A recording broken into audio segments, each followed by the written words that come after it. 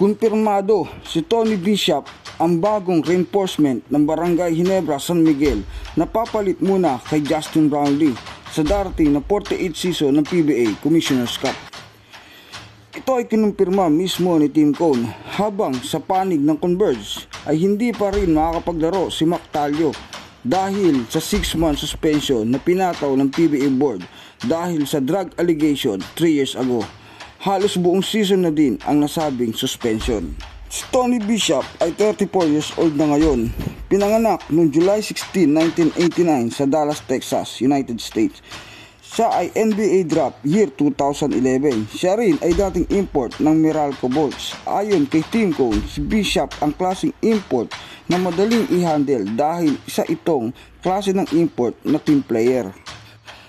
Nakita na ni CTC yan dahil nakalaban na niya yan kasama si Justin Brownlee sa isang playoff series sa PBA.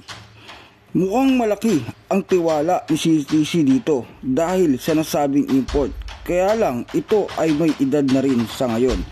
Pero kahit ganon, siguradong matutuwa din ang Ginebra fans dito dahil si Tim Cone ay kilalang hindi mahilig magpalit ng import. Kung hindi naman kailangan kahit noong siya ay nasa panig pa ng Alaska at San Mig Coffee.